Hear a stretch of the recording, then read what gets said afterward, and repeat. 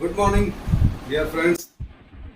हमने कक्षा 12th का द लास्ट लेसन जो कि चैप्टर नंबर 1 है, ये एक बड़ी अजीब बात है कि चैप्टर 1 का नाम द लास्ट लेसन है। हमने इसका वीडियो नंबर 1 में ये सवाल किया था और उसको कैसे पढ़ते हैं, उसका आंसर कैसे पढ़ते हैं, इसके बारे में पढ़ा था।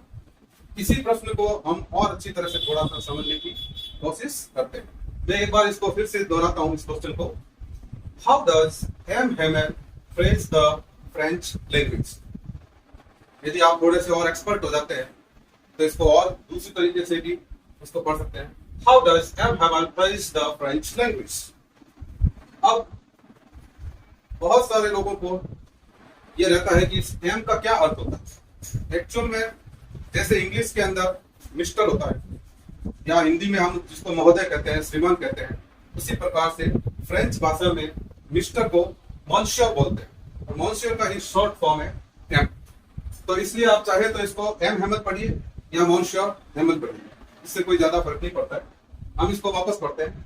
How does M Hammer phrase the French language. Very good, repeat after मी।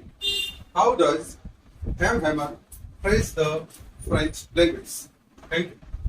हम इसका आंसर समझने की कोशिश करते हैं। M Hammer says that French is most beautiful language in the world. It is the clearest and the most logical language. बच्चों, students, ध्यान दीजिए, मैंने इस आंसर में एक छोटी सी मिस्टेक जानबूझकर की है।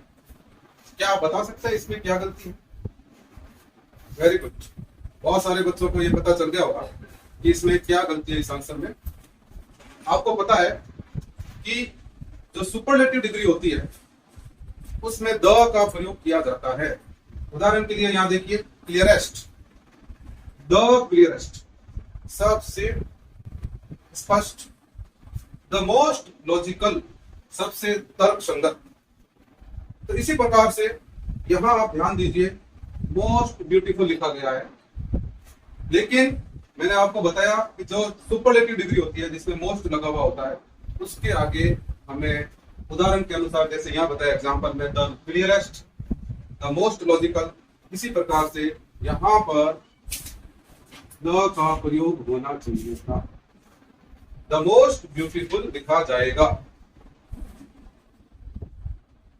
अब दूसरी बात आते हैं, आपको यह भी पता होना चाहिए कि जो वाक्य के शुरुआत में पहला अक्षर होता है दैट इज कैपिटल। आप देखिए यहाँ पर एम कैपिटल है, यहाँ पर वाक्य के शुरुआत में इट लिखा है, इसका पहला अक्षर कैपिटल है। इसी प्रकार से ध्यान रखिए बच्चों कि फ्रेंच एक लैंग्वेज है और यहाँ पर स्पष्ट किया गया है कि कौन सी लैंग्वेज है, फ्रांस की लैंग्वेज है, फ्रेंच। इसलिए एफ को कैपिटल अक्षर में लिखना पड़ता है। तो फ्रेंच का पहला अक्षर जो होगा वो कैपिटल एफ होगा। It's okay, good day, thank you.